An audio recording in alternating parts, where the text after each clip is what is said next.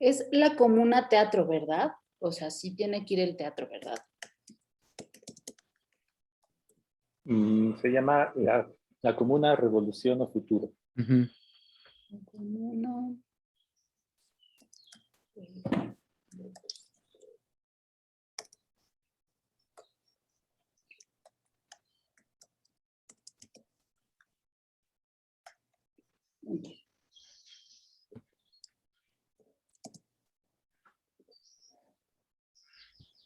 Muy bien, muy bien. Aquí está, perfecto.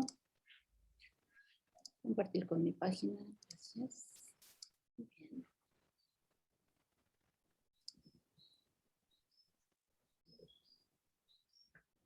Y estamos preparando 5, 4, 3.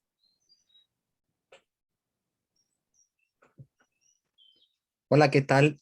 A nombre del Centro Nacional de Investigación, Documentación e Información Teatral Rodolfo Sigli, les saludo afectuosamente y junto con la Secretaría de Cultura Federal y el Instituto Nacional de Bellas Artes y Literatura, con la colaboración del Sistema de Apoyos a la Creación y Proyectos Culturales, les damos la más cordial bienvenida a nuestra a nuestra cuarta jornada conmemorativa del 40 aniversario del CITRU. Esta tarde tenemos nuestra primera mojiganga, en donde nos acompaña la agrupación teatral La Comuna, Revolución o Futuro, el cual es un proyecto artístico de intervención y reapropiación en comunidades específicas que parte de un par de interrogantes. ¿Cuál puede ser en el espacio público la potencia del arte y cómo puede un dispositivo artístico propiciar las prácticas estéticas de una comunidad para conformar imaginarios futuros? Se intenta que sea una oportunidad proveniente del lado del arte para que una comunidad problematice y reconstruya sus lazos identitarios a través de talleres y actividades centradas en la idea de memoria y futuro. La comuna recaba testimonios y realiza acciones colectivas en el espacio público que inician en puesta en común de la palabra y la imagen de la comunidad.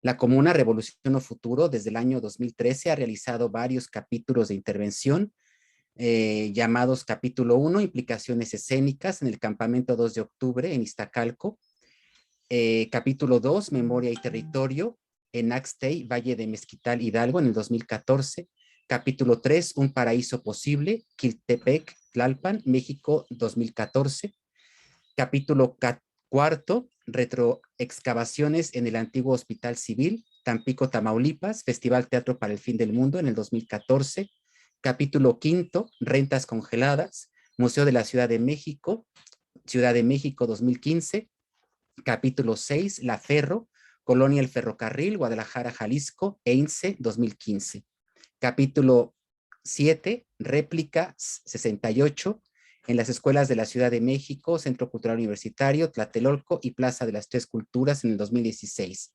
Capítulo 8, Lo Chido, Museo Universitario del Chopo y Barrio de Santa María la Ribera, Festival Inmediaciones, Pamplona, 2016. Capítulo 9, Historias de Fútbol, Canchas de Fútbol de la Ciudad de México en 2016. Capítulo 10, El Parlamento de la Memoria, Teatro El Galón, Ciudad de México, 2018.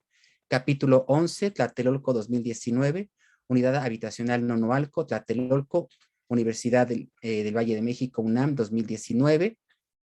Y la comedia humana está constituida por Erika Alcántar, Sara Alcántar, Braulio Amadís, Mariana Hernández, Rubén Ortiz, Luis Daniel Pérez, Ángel Rubio y Armando Ventura.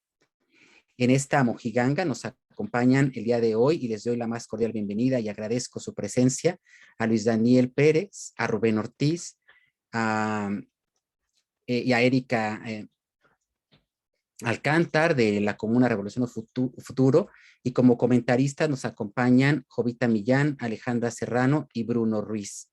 Muchísimas gracias por su presencia.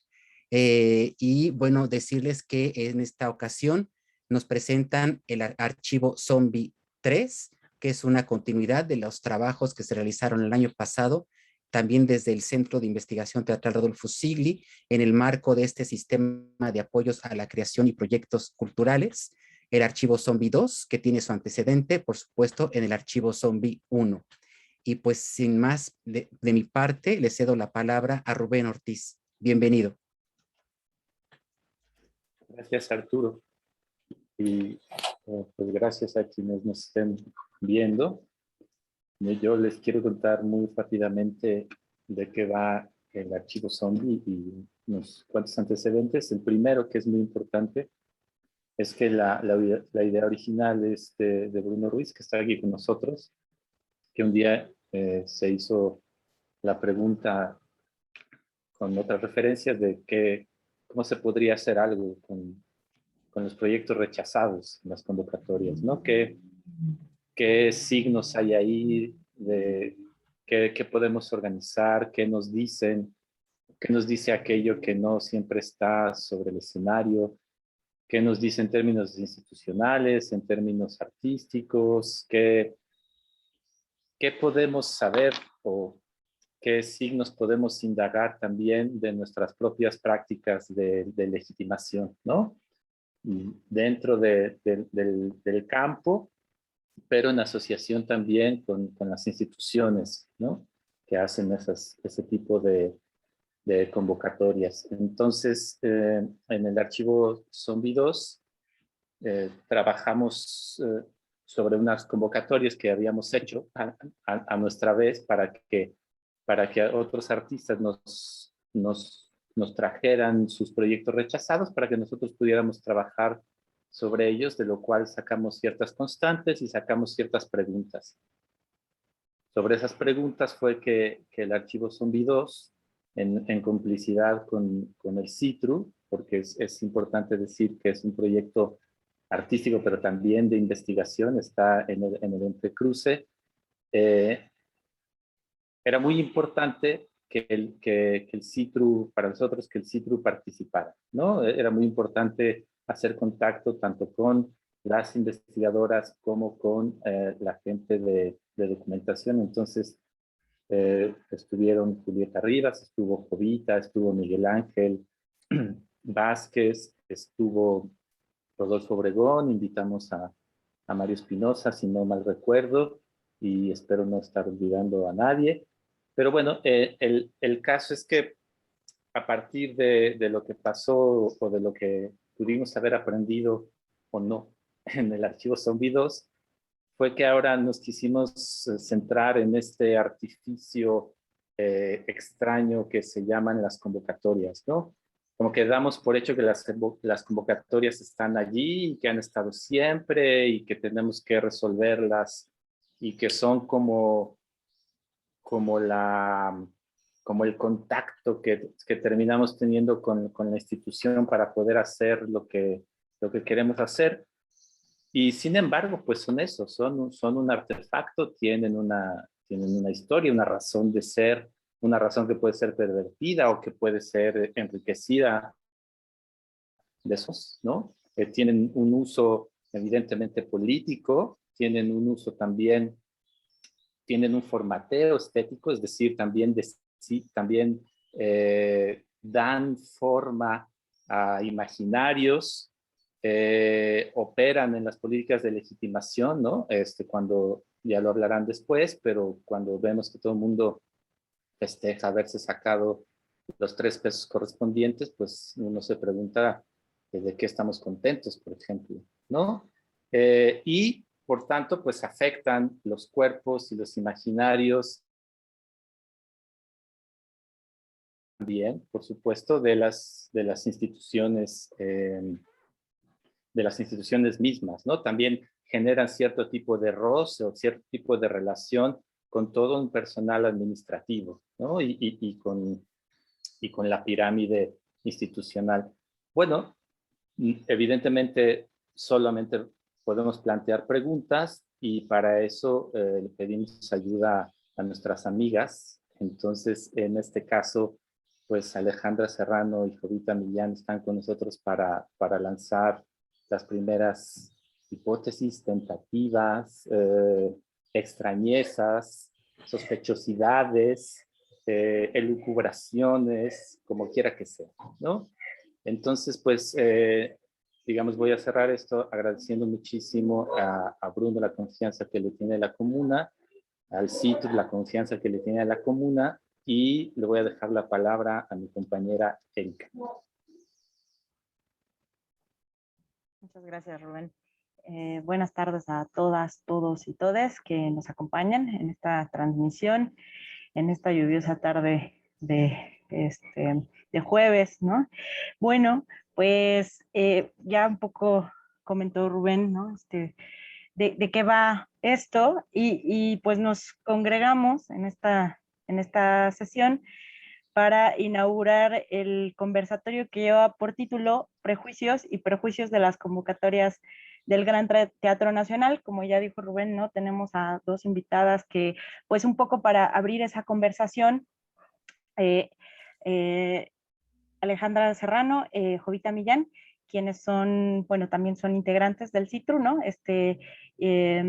Y digamos, un poco de lo que va este conversatorio es sobre la genealogía de las convocatorias y sus usos, ¿no? Un poco ya también como nos había presentado Rubén.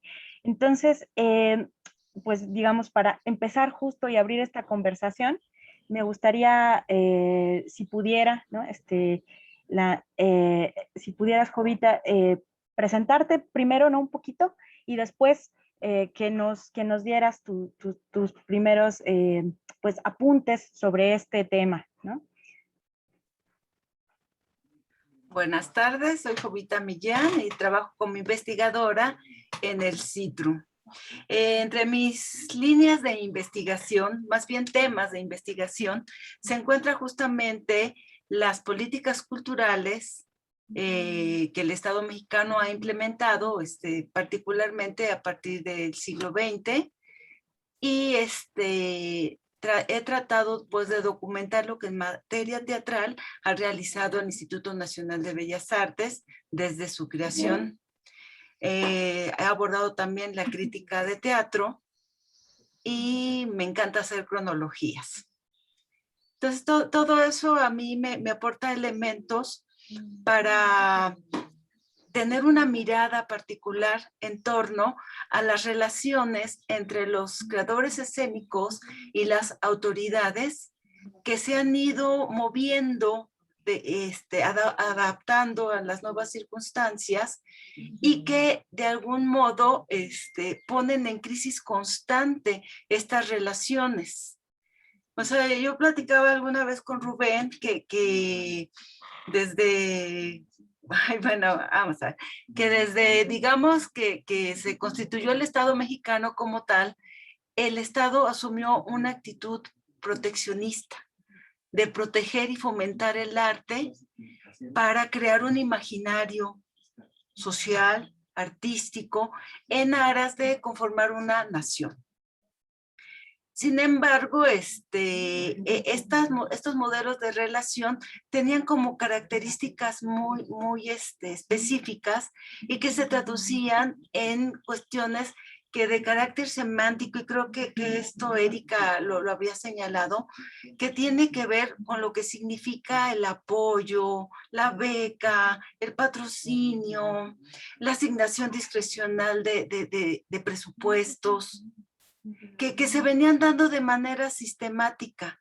En este periodo, digamos, antes de 1982, se va dando una especie de compadrazgo, una serie de enlaces entre ciertos artistas y las autoridades que justamente contribuyen a esa a esa construcción del imaginario. Es decir, se autolegitiman mutuamente, tanto la práctica artística como el Estado.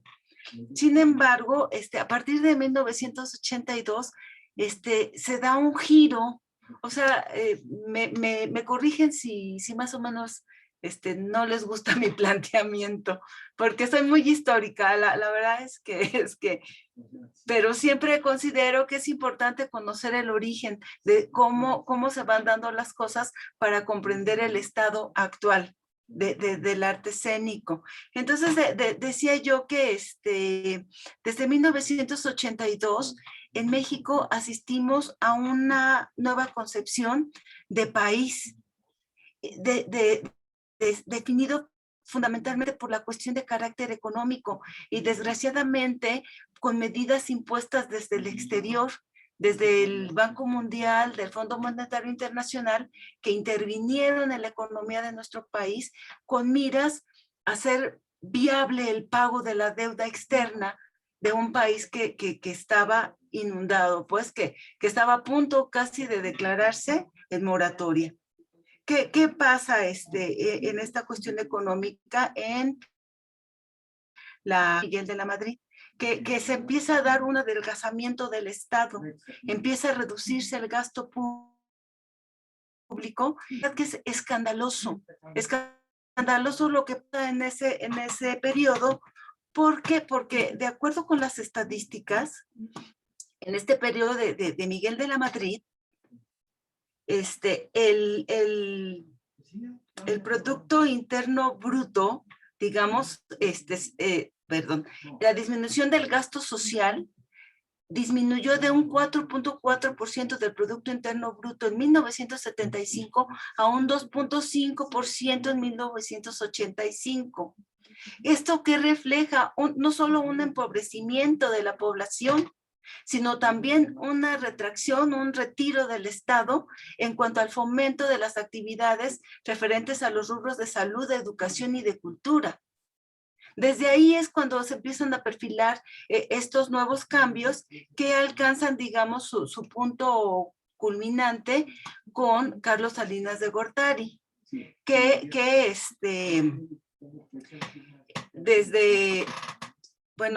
corresponde también a estas mismas políticas, y lo que propone es lo que llama la reforma del Estado, que como dije ya también impactó mucho más todavía a los sectores de salud, educación y cultura.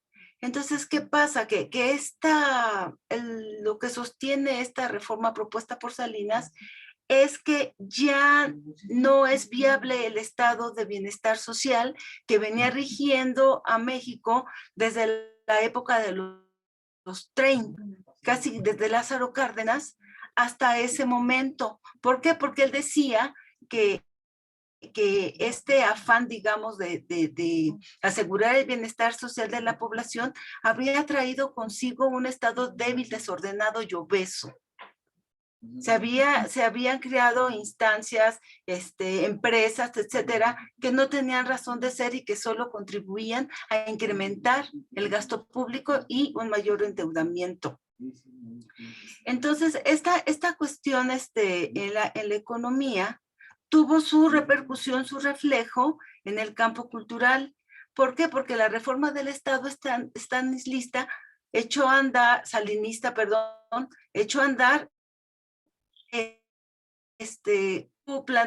replanteamiento de política cultural a partir del CONACULTA. El 7 de diciembre de 1988 y el Fondo Nacional para la Cultura y las Artes, el FONCA, el 2 de marzo de 1989. Este último, o sea, el FONCA, como medio de financiamiento de la política cultural integrada con fondos públicos y privados. El principio que sostenía la creación de estas dos entidades era que se buscaba fomentar la actividad artística en apego a la libertad irrestricta de creación, preservar el patrimonio cultural, incrementar el acervo cultural y promover y difundir la cultura. Aquí se implementaron unos mecanismos a cargo de comisiones que se decía desde la comunidad teatral para la comunidad teatral, proyectos y los artistas creadores que saldrían beneficiados con estos apoyos. ¿Ok? Entonces, mi posición es que con la iniciativa el Estado se colocó en una situación ambivalente. ¿Por qué? Porque si bien por un lado decía, bueno, yo ya no voy a ser productor, yo renuncio a que la producción sea actividad privativa de mí. Pero, y por eso es que cede, que permite el ingreso de empresas de la iniciativa privada en los proyectos de carácter cultural. Sin embargo, estadísticamente siguió siendo el mayor financiador de los proyectos, con un 65% de los recursos y la iniciativa privada un 35%. Digo, este es un asunto en que hay que pensar mucho. Hay que, o sea, se requiere tiempo, una investigación, bueno, no, ya está también, digamos, para saber realmente cuál es el papel de la iniciativa privada en el campo de la cultura. Entonces, otro parteaguas importante en este asunto de la relación a partir de las convocatorias entre los artistas, creadores y las instituciones es que en 1991 se emitió la primera convocatoria nacional de teatro, cuyas obras seleccionadas se presentaron en 1992 en teatros de las instancias convocantes, que eran el IMSS, el CONACULTA, el INBA, el ISSSTE y el gobierno del Distrito Federal. ¿Sí? Entonces, en la memoria que se publicó, Mario Espinosa plantea los dos principios rectores de esta política, que son una bolsa común para el teatro, es decir, la reunión de todos los presupuestos destinados a la producción de teatro y la capitalización del sector. Esto es decir, crear una comunidad autosuficiente, independiente, que genere sus propios recursos, maneje sus propios recursos. La pandemia que sufrimos hoy ha revelado que eso no se ha cumplido, que ese es todavía algo que no se ha dado y que tiene mucho que ver con el desempeño, el funcionamiento de los mecanismos destinados a la producción escénica. Bueno, luego en 1997 se lanzó lo que se llamó el programa Teatros para la Comunidad Teatral, que fue el que permitió dar en comodato a grupos y compañías los teatros del Seguro Social. Aquí había una serie de premisas que debían cumplir los grupos, que en un principio fue de carácter general, pero que a medida que pasaban los años, y esto tiene que ver probablemente con tu experimento, Rubén, es que se fueron añadiendo candados. Cada vez más los criterios eran más cerrados, al grado que se eliminaba prácticamente más de la mitad de los posibles participantes en esta convocatoria. ¿Esto qué pasó? Que bueno, que en el año 2000 se da un movimiento, porque también es importante destacar que la comunidad teatral ha estado activa, se ha organizado para responder a estas coyunturas. O sea, no ha sido pasiva. Y por eso es que yo registro en el año 2000 estas declaraciones de Levy, que era el director del Seguro Social, cuando habló de la desaparición de los teatros del IMSS para convertirlos en estacionamiento. Aquí la comunidad teatral se organizó, se movió, protestó e incluso fue el detonador, por decirlo así, que se creó la Academia Mexicana de Arte Teatral. O sea, ya no existe tampoco, desgraciadamente, si hiciéramos una historia de todos los intentos no logrados en cuanto a organización de grupos o de proyectos, como el Archivo Zombie, vamos a ver que hay muchos intentos, muchas intenciones, y que en proporción los logrados son minoritarios. Bueno, o sea, luego otro punto de coyuntura fue en marzo de 2011, cuando se ejecutó por primera vez el estímulo fiscal al teatro 26 bis, 226 bis, o sea, los famosos FIARTES, que replanteaban una relación de los creadores con Hacienda en cuanto a los pagos de créditos fiscales, etcétera.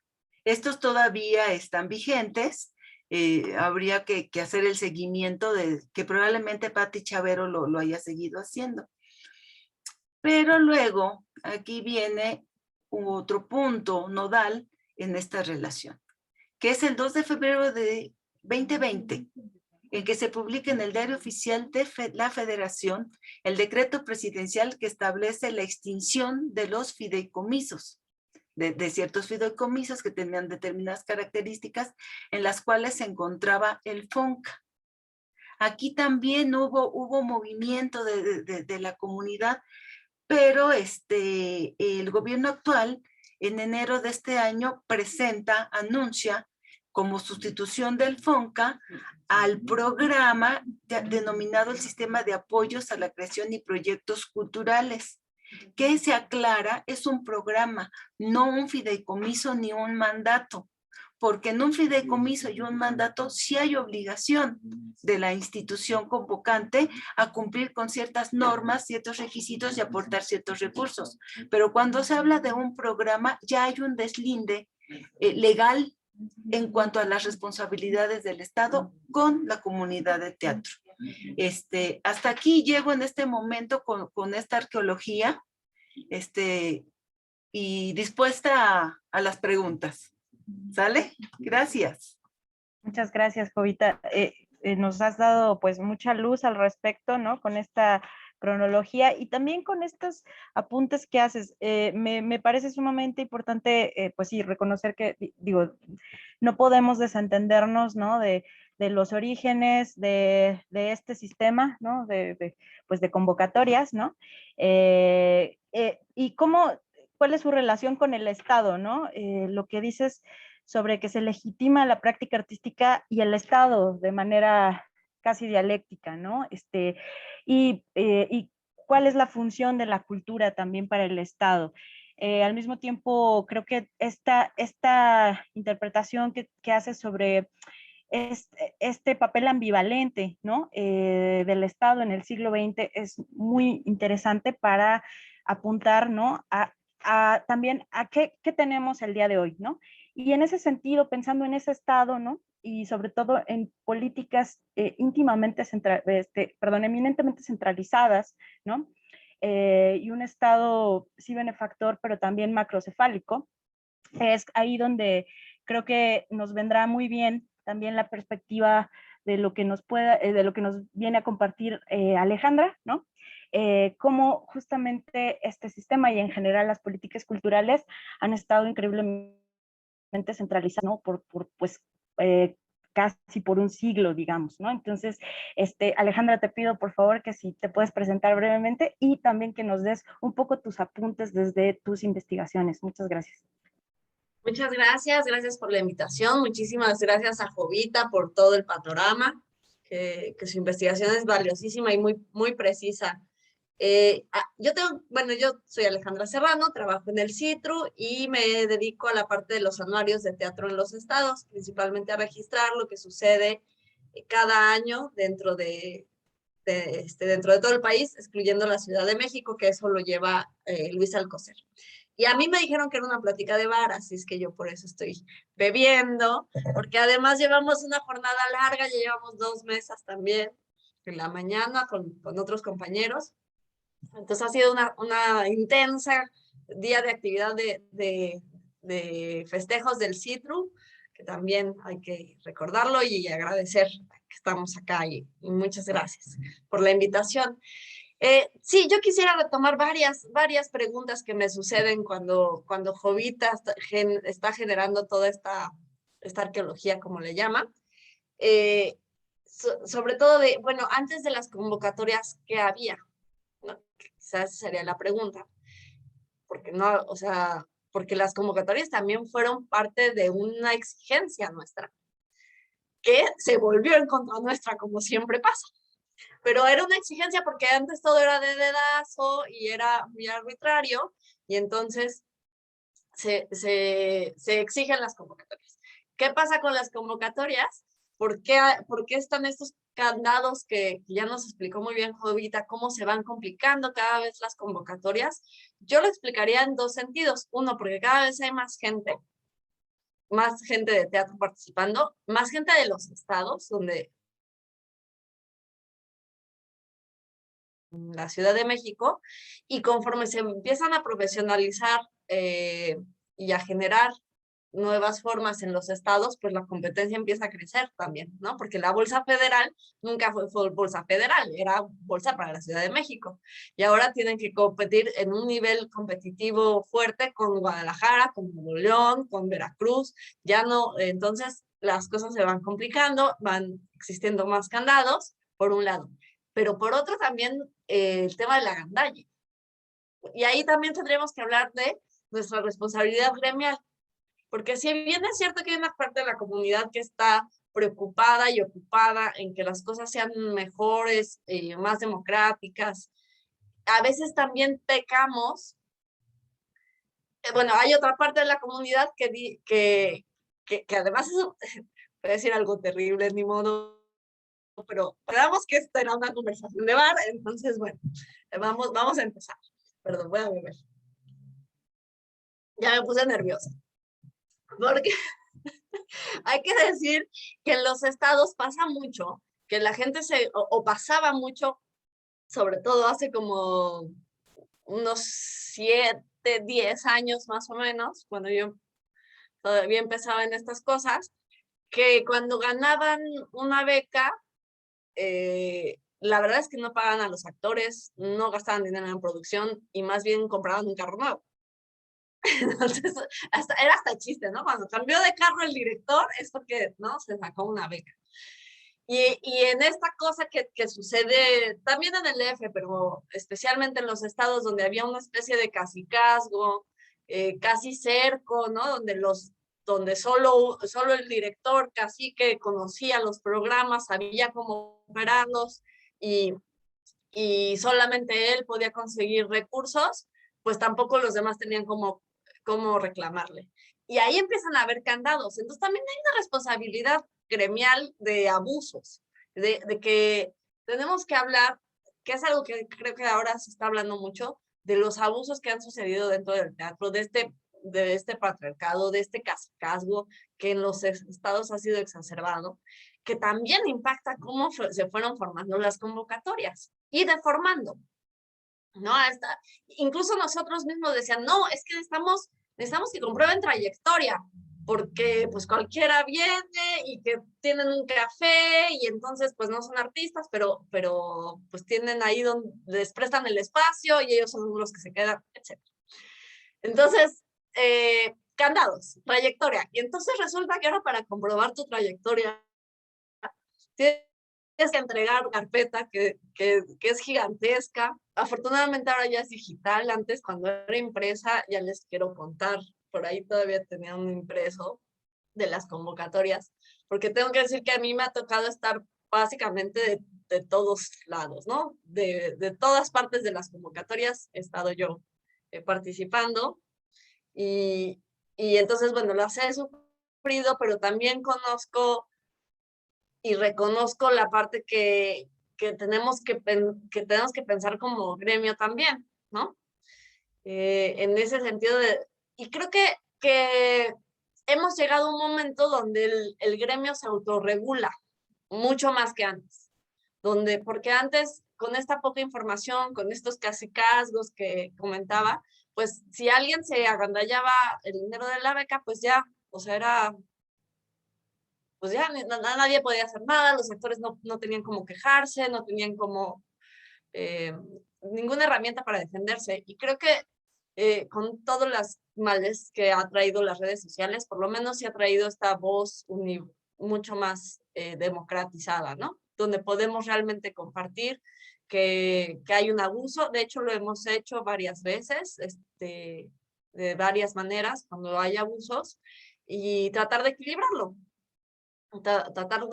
desde la comunidad sin que tenga que existir un candado más en la convocatoria. Una especie de cancelación previa a los tiempos modernos de la cancelación.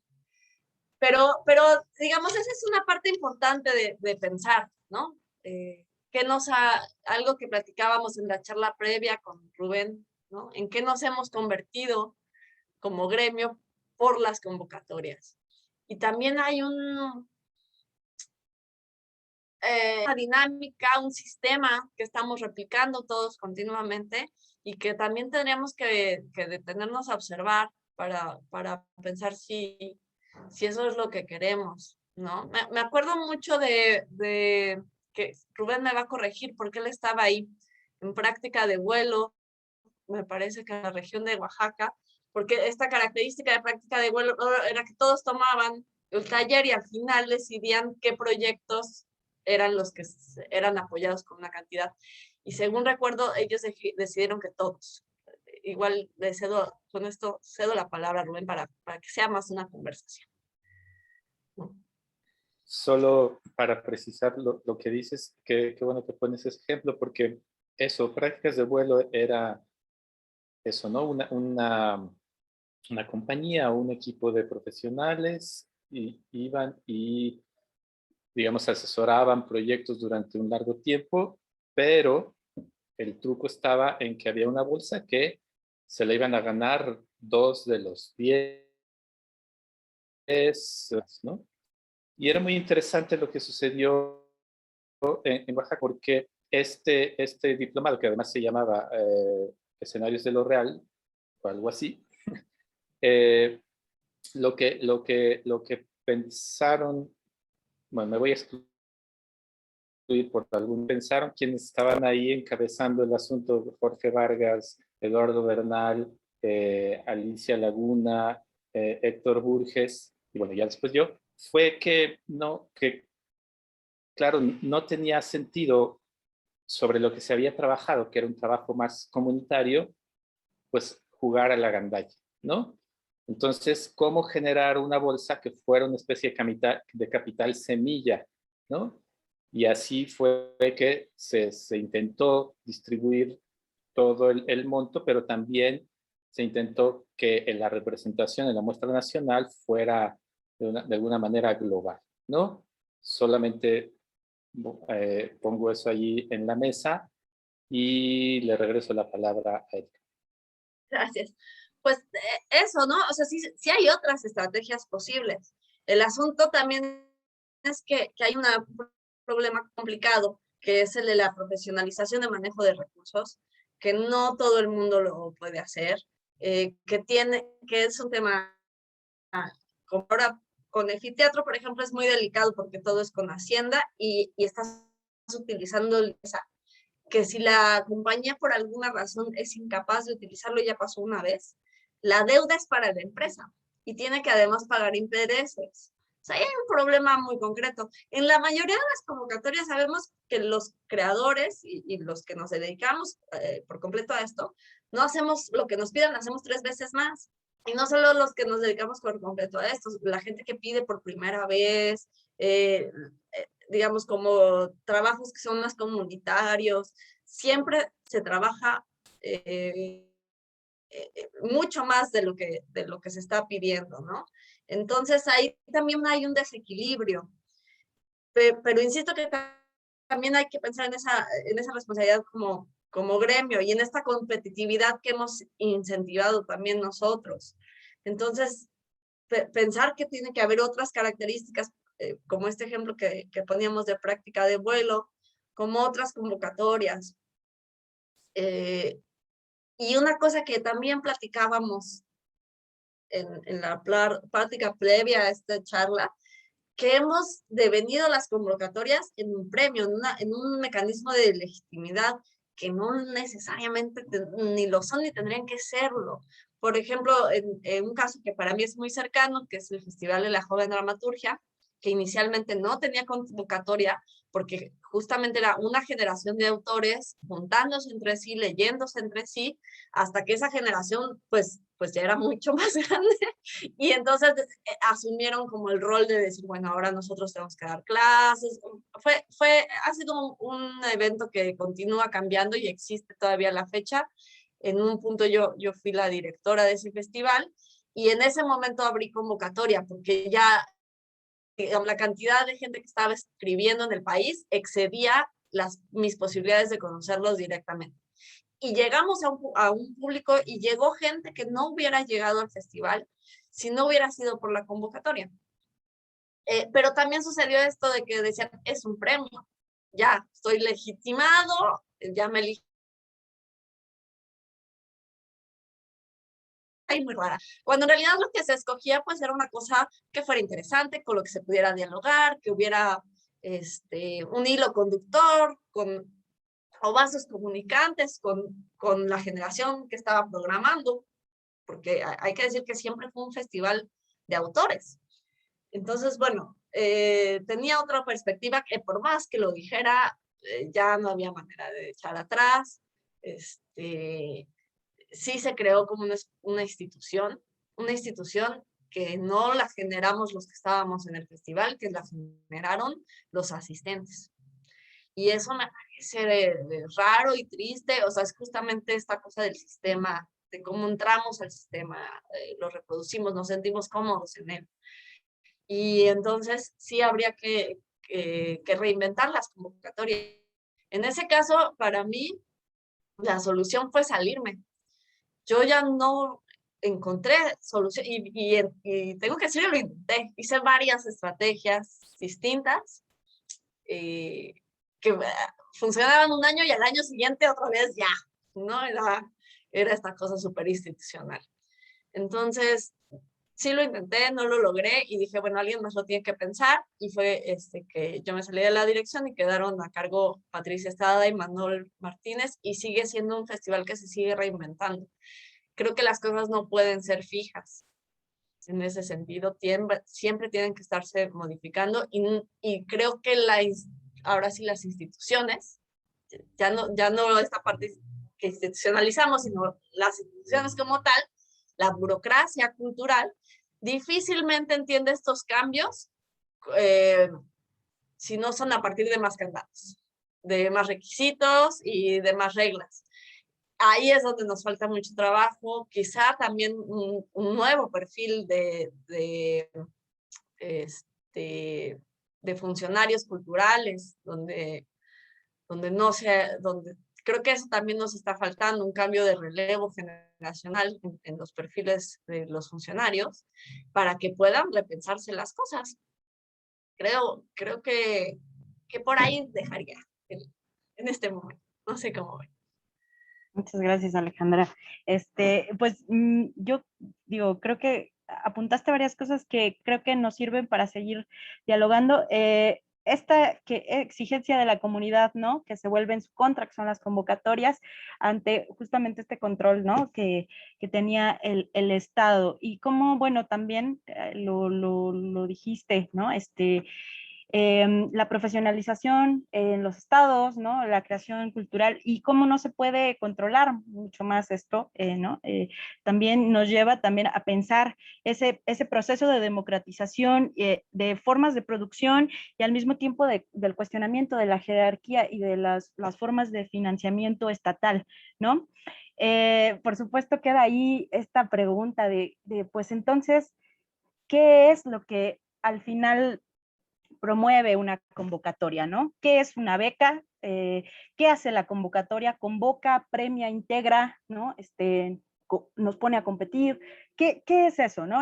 Bueno, por ahí creo que sigue estando, y que a lo mejor si tomamos distintas convocatorias, pues podemos pensarlo en distintos términos, ¿no? Pero bueno, nada más, haciendo un poco ese apunte, le cedo la palabra nuevamente a Jovita para que nos dé como esta segunda ronda, ¿no? de reflexiones en torno a las convocatorias. Gracias. Bueno, a mí la intervención de Ale me despertó muchas dudas y muchos vetas en los que habría que investigar. O sea, esta cuestión de la relación, digamos, entre los administradores de recursos y la comunidad artística siempre ha sido opuesta, se ha movido en polos opuestos, porque, como decía Ángel Norzagaray, a propósito, se estaban dando los comodatos en el IMSS, decía, es que los administradores de cultura solo ven números. Y el funcionario de entorno le contesta, es que los artistas no leen las letras chiquitas. O sea, ya desde ahí estamos, ¿no? Y también el mismo Norzagaray decía, bueno, es que hay que modificar justamente los mecanismos de selección.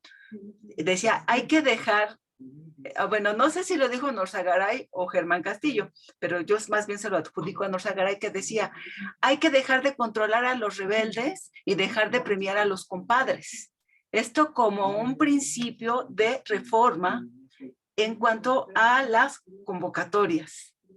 Entonces, desde ahí se viene planteando ya esta situación de mundos opuestos que al parecer hablan idiomas distintos, pero que justamente hay que no conciliar, sino más bien que la comunidad artística tiene que exigir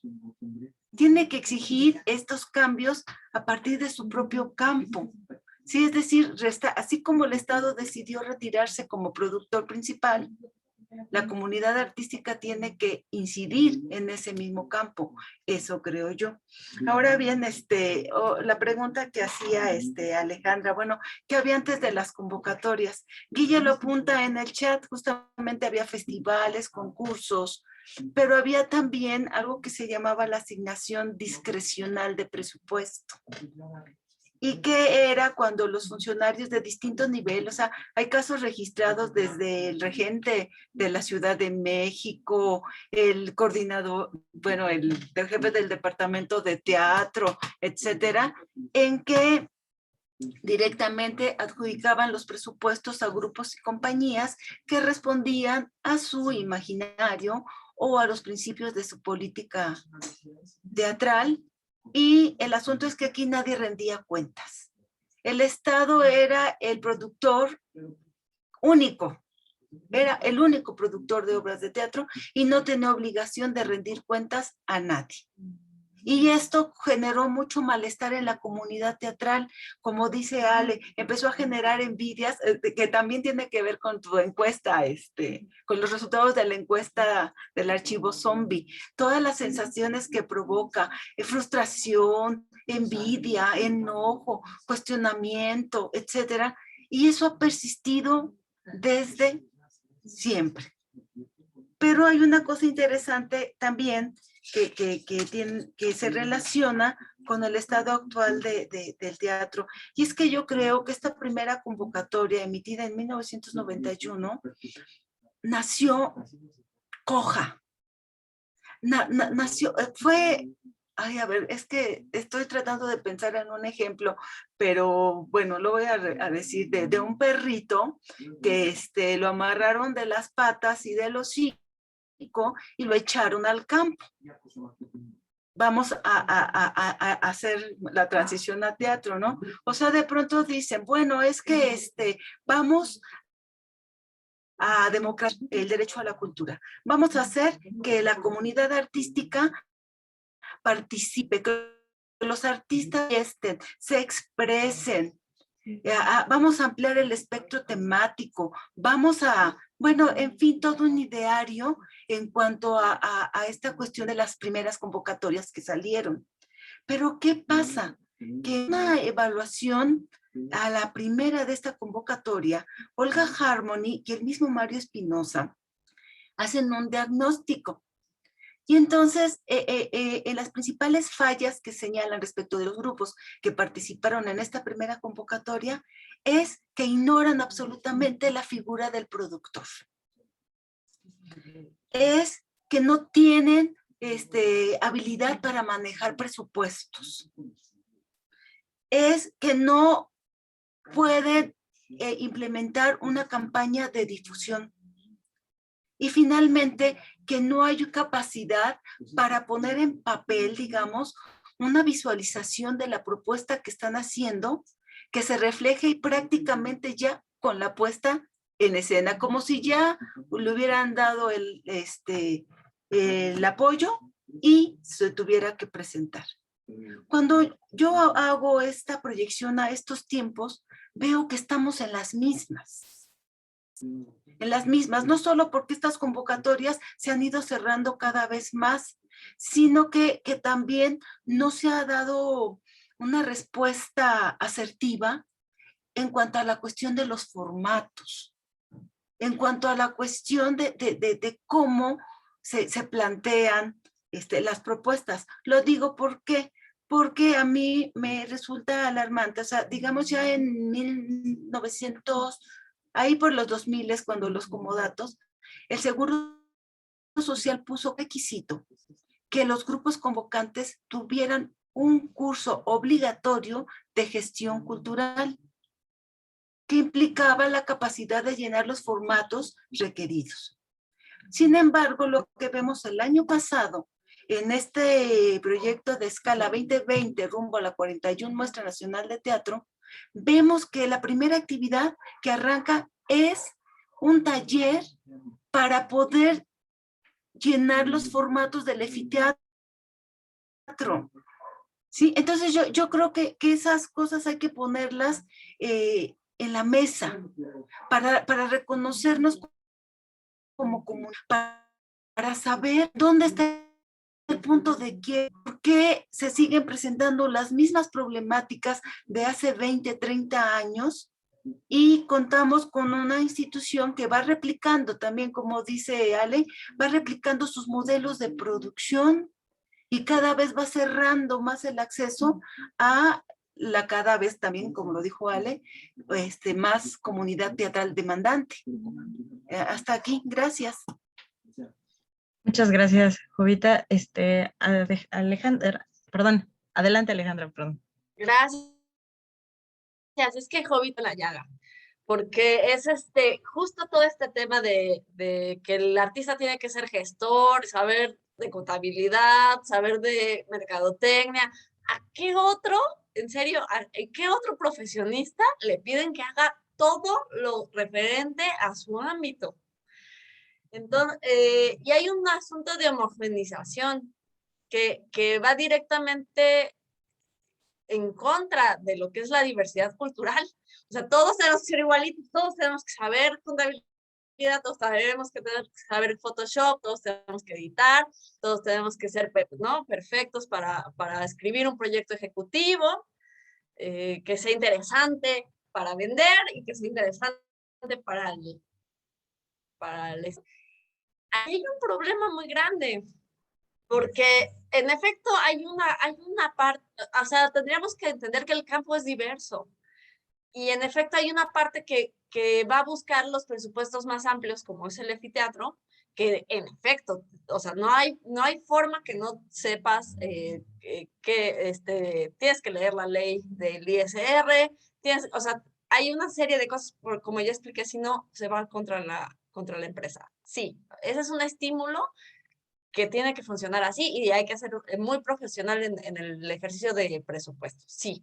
Pero tendría que haber otras convocatorias, y ese es el tema, que tendría que haber otras convocatorias que contemplen la diversidad cultural, que tengan un monto mucho menor con el que pueda trabajar, porque ¿qué tendría que saber de difusión?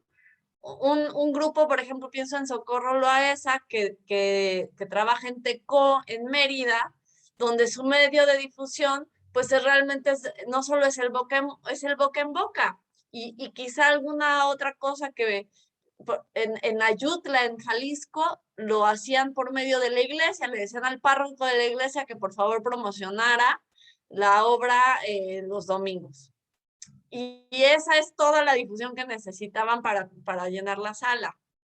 Son realidades completamente distintas y es tan valioso el trabajo que hacen los de Ayutla, lo que hace Socorro Loaesa, como lo hace un grupo que tiene México en Escena, que tiene anfiteatro. Y son diferentes alcances, diferentes perspectivas, y tendríamos que proteger especialmente esas otras, especialmente un país como México, que tiene una diversidad cultural importante, y que incluso todavía hay una parte importante que se realiza de teatro bilingüe y teatro de lenguas originarias. Entonces, todo eso no se está contemplando en las convocatorias, por ejemplo. Y insisto, o sea, estoy de acuerdo, o sea, un grupo de estos le das $1 millón de pesos, en serio no saben en qué gastárselo. Y lo complicas. Y eso no es lo que necesita. Le pasó a Petris, Marco Petris, del grupo teatral Tehuantepec, que es un grupo emblemático, ya consolidado, con una estructura, con apoyo. Nuestro compañero del CITRU, Israel Franco, estaba trabajando con ellos, los apoyaba en toda la parte operativa, y aún así Petris dijo, esto no es para mí, México en escena, vámonos de regreso a hacer las cosas de manera más pequeña, más controlada, que yo lo pueda modificar, ¿no? No nuestra exigencia consumista, capitalista de 3 obras al año, giras, que es una locura. Y yo necesito tener tiempo porque además cada una de sus obras, casa de ensayo, espacio que ellos tienen. Todo esto no está contemplado en las convocatorias. Y las cosas que debería contemplarse, porque es una parte importante del teatro que se realiza, e insisto, es parte de la diversidad cultural que tendríamos que promover y proteger. Y en esto voy a nada más un apunte muy rápido. Este asunto de la diversidad cultural es apenas en el siglo XXI que detectamos que tiene que protegerse, cuando se conforma la Convención de Protección de la Diversidad Cultural de la UNESCO. O sea, ahí hay un tema que son cosas distintas, que de repente nos ponen a pelear unos contra otros, pero que no tendrían o sea, no son equiparables. Y tendrían que tener su espacio y eso no significa más candados, sino al contrario, como entender, incluso hasta los montos. Por ejemplo, una cosa que me llama la atención, acaba de suceder una convocatoria nueva que se llama Circuitos Artísticos en Espacios Independientes, que tengo que decir que además es muy afortunada porque es la primera vez que se contemplan los espacios independientes y tuvo que venir una pandemia para que eso sucediera, ¿no? Pero bueno, se contemplan ya los espacios independientes, es otro tipo de convocatoria, y me llama la atención que sacaron las numeralias, lo cual agradezco muchísimo porque para la investigación es muy útil. Y entre las numeralias, el número de postulaciones de Nuevo León es ridículamente bajo, es del 2% de la convocatoria. Cuando Nuevo León es uno de los estados que más grupos tiene, que más produce y que además tiene justamente muchos grupos profesionales que trabajan con ley de mecenazgo, que ellos tienen su propia ley de mecenazgo, tienen convocatorias internas, etc. ¿Por qué no fue interesante para la gente de Monterrey esta convocatoria? Y en la respuesta también de o sea, quizás son los montos. Es una convocatoria que da, me parece, 250,000 pesos y hay que hacer gira, o sea, todo te lo vas a gastar. Es ridículo la cantidad que te vas a gastar, especialmente en ciudades del norte, que son muy caras. No es lo mismo hacer una gira por el noroeste que hacer una gira por el sureste, son realidades absolutamente distintas. O sea, a la gente del centro-sur le va muy bien la convocatoria, a la gente del norte no tanto, ¿no? Son distancias muy largas, los hospedajes son muy caros. Entonces, el propio perfil de las convocatorias delimita a los convocantes. Entonces, eso está bien. No estoy diciendo que aumenten los montos, al contrario, hay que hacer más convocatorias que sean específicas para esos públicos. Eso es lo que quería decir. Gracias. Muchas gracias, Alejandra. Ya nada más voy a leer 2 precisiones que nos comparte Guille. Nos dice que con la creación del Estado posrevolucionario, sí, creo que sobre todo cuando ha estado hablando Jovita, pues, y cuando se refiere, pues, por supuesto, a las políticas del siglo XX, políticas culturales del siglo XX, pues se hace alusión al Estado posrevolucionario porque, pues, siempre desde que vivimos en una civilización, pues ahí estado, ¿no? Y por otro lado también apunta Guillermina Fuentes, que antes de las convocatorias había festivales y concursos, y también por acá hay una una participación de Patricia Chavero desde Facebook, que muy amablemente nos acaban de poner en el chat. ¿Qué había antes? Esta pregunta la puede responder Vivir del Teatro, de Vicente Leñero. Muchas gracias por esa contribución. Y digamos, con esta ronda, ¿no? Abriríamos la conversación, porque también ya veo que el chat está explotando acá. Entonces, bueno, vamos a abrirla. Rubén, por favor. Ya nada más, perdón. Vamos a, pues sí, ahora les voy a pedir que seamos concisos, ¿no? Concisos y concisas. Voy a darles 3 minutos y si alguien los rebasa, les voy a hacer sonar una campanita o algo. Gracias. Solo para complicar las cosas por un lado y quizá poner ahí luz en otra. Una que es importante y que a lo mejor se les dije a este equipo hasta el cansancio, es que, digamos, esta llegada del neoliberalismo, como sea que la planteemos, genera impacto fuerte en las comunidades artísticas de todo el mundo, ¿no?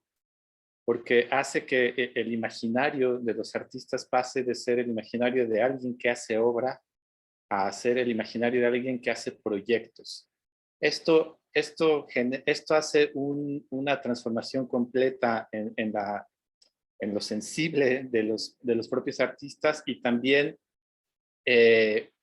hace muchos cambios en los comportamientos del artista, ¿no? La etología del artista se transforma. Lo dejo allí porque puede ser interesante en algún momento pensarlo y tiene mucho que ver con esto. Lo segundo que creo que Alejandra apuntaba allí es que, como en muchos otros lugares, lo que está olvidado es la localidad. Lo que está completamente olvidado es la situación, ¿no? Tal pareciera que, y lo vemos porque todos nuestros camaradas que han estado en lugares públicos lo hacen. Pareciera que hay que hacer una tabula rasa entre la experiencia y la construcción de las políticas culturales, ¿no? Como que ahí hubiera una especie de proscenio, ¿no? Que hace que no se toquen los escenarios. Y entonces lo que ha venido pasando es que, claro, hay un dictum, ¿no? Que siempre viene de arriba, precisamente por esta dependencia ancestral, digamos, ¿no? Que hemos tenido los artistas, y donde nosotros tenemos que caber ahí, tenemos que caber hasta en sus cada vez más reducidos presupuestos, que es otra cosa de la que habría que hablar, pero jamás se contemplan las realidades. El abandono de los estados y de los municipios en términos culturales y en términos teatrales es algo que habría que hablar, porque no hay una comunicación de el FONCA, por poner como la más importante de los últimos tiempos, o teatro, con lo local, porque en lo local pareciera que hay una desertificación extraordinaria y que ahí no hay nada que hacer, y pareciera que hay también un uso y costumbre de dejarlo a la discreción, pero lo que no hay es un diálogo que ahora venga de abajo hacia arriba, ¿no? Estamos, insisto, como la desertificación del campo, como en la desertificación de varios lugares. A lo mejor es allí donde podrían aparecer cierto tipo de actividades de transformar incluso la relación de las instituciones, lo que hacemos los artistas, porque ya con esto voy a terminar, porque olvidar lo local es olvidar también a la población, es olvidar para quién estamos trabajando. Eso que está ya en los derechos culturales parece estar olvidado en la mayoría, ¿no? Y que creo que tendríamos que empezar a hacer una exploración mucho más precisa y contundente. Muchas gracias, Rubén. Luis Daniel. Sí, muchas gracias, Erika. Pues nada más quisiera apuntar esta noción del artista o el teatrero todólogo que tiene que saber gestión, que tiene que saber contaduría, que tiene que saber cómo redactar, que tiene que saber una infinidad de cosas que justo en esta charla se ha mencionado. Y que es un tema que se tiene que pensar y que se ha estado como pensando, y creo que también es un tema escabroso. En el tema de que, en el asunto de que hemos estado como dialogando en torno a lo del archivo zombie con algunas personas que han estado tomando el taller y como involucrando ideas y poniendo a jugar como estas nociones. Y es un tema que ha salido, o sea que la misma gente, nosotros mismos nos hemos preguntado si realmente esto es una carencia, en dónde está esa carencia, desde dónde, y creo que lo apuntaba muy bien Isis. Ahora quizás no estamos como antes, pero sí habría que visibilizar o señalar este asunto de cómo nos formamos o en dónde nos formamos a partir de esta noción. ¿No? Estamos preparados para enfrentar una convocatoria, o sea, lo pongo así, estamos preparados para hacerlo, estamos preparados. ¿Y por qué deberíamos estar preparados? ¿No? Porque es un tema que justo está otra vez en la mesa. Debemos de saber leer toda la convocatoria, cómo es, entender todos los candados, y ya no hablemos de Efiartes o de Efiteatro, porque es un tema más grande, ¿no? Que nos atraviesa incluso a personas que no se dedican, digamos, a este campo artístico. Hay personas que no entendemos cómo, cómo son los lenguajes de Hacienda, ¿no? Específicamente. Entonces es un tema que sí hay que visibilizar, que sí hay que poner sobre la mesa, y hay que preguntarnos en qué espacios deberíamos de aprender y por qué deberíamos de aprender este tipo de lenguajes, ¿no? Que muchas veces nos son ajenos. Nada más quería señalar eso. Gracias. Muchas gracias, Luis Daniel. Pues esto ya se puso bien bueno, ¿no? Porque digo, Rubén ya por ahí decía, ¿no? Y que tiene que ver también con la función del teatro, ¿no? Cuando no es un teatro nacional y un teatro para quien responde o tendría que responder para sus habitantes, ¿no? Y los habitantes, pues, evidentemente varían de lugar a lugar. Entonces, ahí está esa pregunta de que se necesita un representante de teatro nacional. Por otro lado, lo que apunta Luis Daniel, ¿no? Ir como compartimentando y diferenciando la pedagogía teatral, la epistemología del teatro, la forma de producción teatral, ¿no? Como que todo es mucho y parece que al final no se llega a eso, ¿no? Perdón, nada más un poco para apuntar estas cosas que están saliendo y que están bien padres, y cedo la palabra a Joita. Bueno, o sea, primero quiero ofrecer una disculpa porque se me cuatrapean las palabras. Padezco de dislexia y mi boca va más rápido que mis ideas. O sea, y lo noté porque yo quise decir estado salinista, no estado estalinista, como me salió, ¿ok? Entonces luego apelo a su comprensión. Ahora bien, esta cuestión de comentario que hizo Rubén, justamente de lo que tiene que hacer el artista o el grupo, la compañía, para caber en la convocatoria. O sea, es evidente que tiene que ajustar, si quiere participar, aspira a ganar, tendría que cumplir con los requisitos establecidos en la convocatoria. Y esto a mí me preocupa mucho porque, como también lo señaló Luis Daniel, habría que ver si se quiere ser todólogo o no. O sea, ¿qué posibilidades tiene el artista no todólogo de acceder a estos apoyos? Porque, por ejemplo, como bien lo dice Isis, de un tiempo para acá han proliferado, bueno, no han proliferado, sino se han incrementado los cursos de gestión cultural y de producción y todo esto con aras de ampliar el espectro del artista para poder responder a una demanda de un apoyo que le exige. O sea, es una situación muy crítica. Yo supongo que requiere un posicionamiento de decir si soy todólogo, si no soy todólogo. Y de ninguna manera yo menosprecio pues esta cuestión de la formación de los gestores culturales.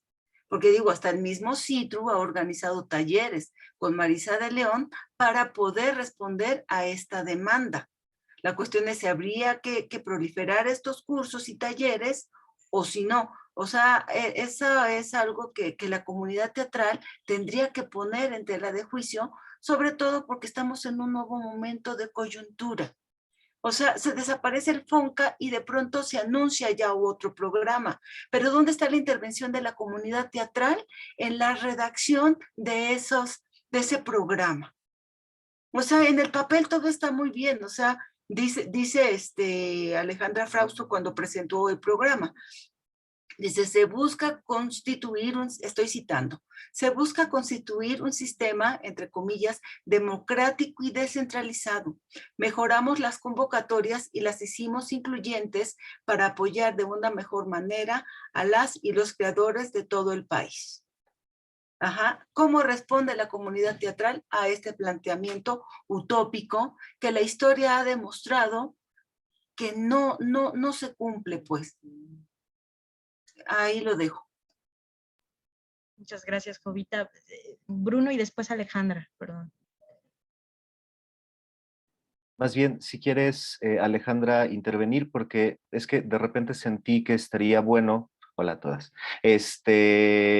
lanzar un poquito y contarles lo que hicimos en la mañana y lo que platicamos en la mañana con las talleristas, porque tiene mucho que ver y de alguna manera siento que abona a la charla, pero si quieres más bien, Alejandra, adelante.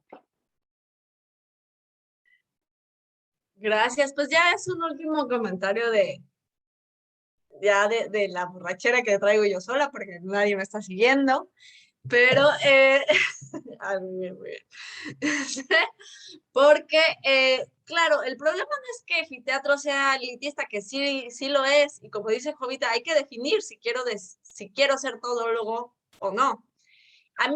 Yo en lo personal me molesta esta cosa del artista decimonónico clavado en su rollo y que es incapaz de entender presupuesto. A mí me cae mal.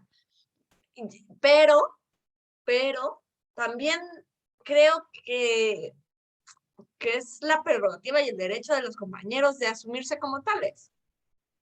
Y si hay un presupuesto como Efiteatro, que requiere toda una infraestructura, que requiere llamar a otra gente, como los productores, etcétera, está muy bien, siempre y cuando exista la otra cara que proteja la diversidad cultural, que fomente el acceso a la cultura en los lugares más alejados, porque tenemos que decir que este tipo de convocatorias siempre se quedan en los centros, especialmente en la Ciudad de México, pero también en las ciudades metropolitanas, ¿no?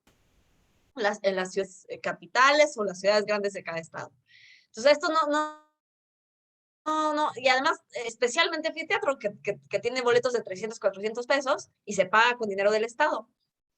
No vengo aquí a recriminar eso. Me parece que está bien siempre y cuando exista la alternativa, que eso es lo que nos está fallando, porque cada vez más se recorta, como ya nos explicaba Jovita, se va adelgazando el Estado, se van recortando las responsabilidades y es así, pero ahí tienen Fiteatro y ese no es la solución. Este año cambiaron las reglas, vamos a ver qué pasa con esas reglas. Aún con esos cambios, insisto, no es la solución, porque sí requiere un perfil muy específico y necesitamos abrir puertas a otros de investigación, de trabajo comunitario, que no necesitan los mismos presupuestos, no necesitan 2 millones de pesos para producir. O sea, trabajan en otras condiciones. Y el propio presupuesto, insisto, acota la convocatoria. Ya, me voy a quedar ahí porque si no, yo puedo hablar toda la noche de este tema. Lo siento. Muchas gracias, Alejandra, para que veas que sí, te estamos acompañando en tu dolor. Y por otro lado, nada más, justo con esto que decías y los presupuestos, por ahí les compartimos y que tiene que ver con esto que que digamos sería la continuación que nos va a presentar Bruno, pero ya les habíamos compartido en el mapa y las estadísticas de ese otro, del anterior archivo zombie, pues sí, al final lo que más, o sea, en donde coinciden todas las y los participantes son por los recursos federales, ¿no? Son los mayoritarios y son, por supuesto, los que al mismo tiempo dan una, pues no solo mayor presupuestación, sino también, y mayores recursos, sino muchas veces un apoyo más amplio, ¿no? Me refiero al tiempo, 1 año, 2 años, ¿no? Entonces, bueno, pues por ahí sí, ¿cuál es esa alternativa, no? Y Bruno. Bueno, pues les cuento un poquito, así voy a tratar de ser lo más conciso, porque además se hablaron muchas cosas y se hicieron muchas cosas. En la mañana, en el taller que hicimos, que estamos realizando, digamos que esta primera parte consistió en tratar de generar una autopsia de las convocatorias, ¿no? Empezamos por mapear de alguna manera todas las sensaciones que se desprendían de la aplicación de las convocatorias por parte de las y los creadores, que tenían que ver con estas cosas que ya se han reiterado también dentro de la conversación: ansiedad, dolores de cabeza, incertidumbres, ¿no? Con respecto del propio trabajo, pero también se identificó una necesidad de pertenecer a cierta agrupación, cierto gremio, ¿no? Y la desilusión devenida de un rechazo implicaba justamente como una sensación de invisibilización, de no contemplarse, digamos, dentro del mapa particularmente teatral mexicano, ¿no? Ahí hay una cosa que es interesante y que es bastante importante. Luego tratamos de analizar de alguna manera de dónde venían esas sensaciones, digamos, si había algún inciso o alguna parte de la convocatoria que de alguna manera detonara esas cosas y que tenían que ver, como lo estamos viendo ahorita en la bonita presentación, informes, los videos para cierto tipo de convocatorias, las famosas cartas que se vuelven el infierno total, estar redactando, recopilando carta tras carta, que además hay que hacer de repente triplicados de cartas de si estás en otro proyecto y de si estás participando como agente del Estado, pero también si estás, no sé, o sea, son millones de cartas y de repente tienen que ser autógrafas, pero otras pueden ser también digitales. Hay un infierno kafkiano bastante lindo, ¿no?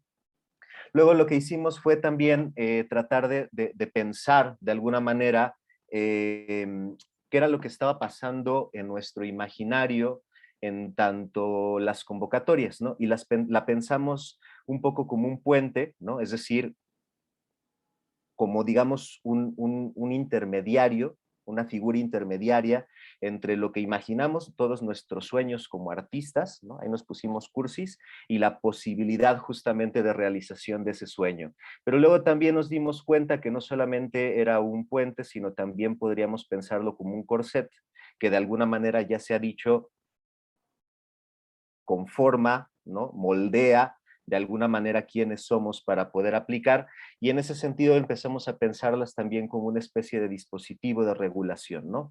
No solamente regula la forma en la que podemos realizar los sueños, sino regula los sueños en sí, nos condiciona los cuerpos, ¿no? Condiciona los tipos de saberes que también tenemos que tener para poder entender las convocatorias. Hablamos justamente como de esta sensación incluso de que las convocatorias hablan en un lenguaje que no entendemos, entonces tenemos que ser políglotas, y una vez que entendemos el lenguaje, al siguiente año ya cambió, o a la siguiente administración ya cambió, entonces tenemos que reaprender el lenguaje, ¿no? Se habló también de si tendría que haber una instancia o una parte pedagógica que nos preparara, ¿no? Para ese camino de lo que Rodolfo Obregón también llamaba el arte nuevo de hacer carpetas, ¿no? Es decir, si tenemos que ser editores, consultores, contadoras, etcétera, etcétera, para poder de alguna manera entender un lenguaje que la mayoría del tiempo nos es ajeno, ¿no?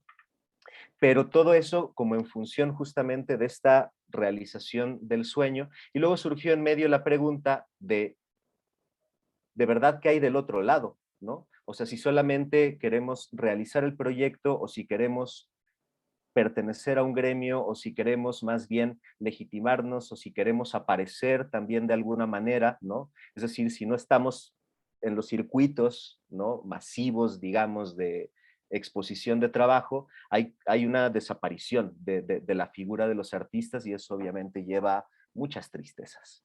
Y luego nos pusimos a jugar un poquito, a hacer una especie de Frankenstein con todo esto, para conformar la convocatoria imposible.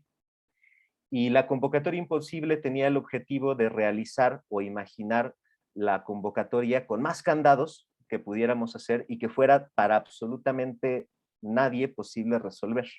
Y entonces nos imaginamos una instancia convocante que fue el Centro Periférico de Experimentación y Deriva de la Vida, la Alegría y el Bien Común.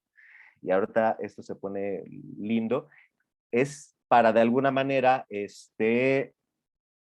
generar calpullis de libre conocimiento y está convocando, perdón, a toda interesada con trabajar, construir, experimentar y compartir procesos para ensayar otras formas de vida. Hasta ahí todo bonito, ¿no? Y entonces ahí nos dimos cuenta que todas las convocatorias tienen buenas intenciones. De alguna manera, ¿no? La forma de desarrollo de esta convocatoria, de estos proyectos postulantes, deben reconocerse con impulsos, deseos, tienen que ser soñadores, tienen que tener capacidad de experimentación, etcétera, etcétera, etcétera, como una serie de características para las personas postulantes a esta convocatoria imaginaria e imposible. Y luego empiezan los problemas, ¿no? Porque luego fue redactar los requisitos para poder generar, ¿no? Para poder aplicar a esta convocatoria. Tendrían que las personas tener documentos de identidad y localización, acta de nacimiento, RFC, CURP, carta de naturalización si son extranjeras, comprobante de domicilio, alta ante el SAT, hoja 32D, etcétera, etcétera, etcétera, ¿no? Y un 200% de cotizaciones previas para realizar el proyecto. Luego, ¿no? Tendrían que tener de 5 a 10 años comprobables de trayectoria en la rama profesional mediante documentación por medio de videos, fotografías, notas de prensa, títulos académicos, constancias, diplomados, y si no se tenían ninguna de las anteriores, no se podría aplicar, y si solo tiene una, se podría considerar bajo el entendimiento de que serán eliminados en la fase administrativa, ¿no? La famosa fase administrativa también de las convocatorias. El premio de esta convocatoria sería una gira mundial con duración de 3 años, lo que se traduciría en un recurso de 6 millones de pesos divididos anualmente. Luego se pone todavía más difícil todo el asunto, ¿no? Porque vendrían las condiciones para poder entregar el proyecto, para poder realizar el proyecto. Para otorgar el recurso al proyecto existen 2 opciones. En caso de ser estreno, tiene que realizarse una audición de la obra completa en cada uno de los países convocantes. Quedará a juicio de cada país si la audición se realiza de forma virtual o presencial. La audición deberá estar acompañada de traducción simultánea en el idioma nacional del país. B, que el proyecto haya estado en un festival de performance de la Unión Europea y mínimo 3 festivales de gran formato en diferentes países. Anexar un mínimo 10 notas de prensa internacionales de la obra como comprobación de esto.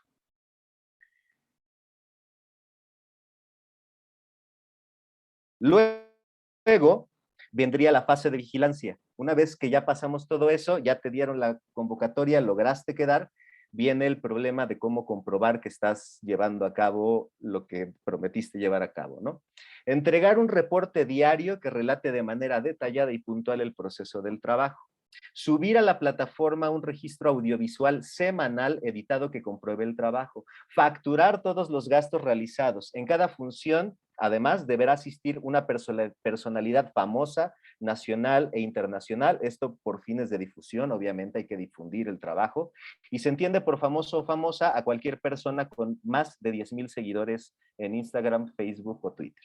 Si la función se realiza en un país con monarquía, debe asistir a alguna de las funciones, mínimo el rey o la reina.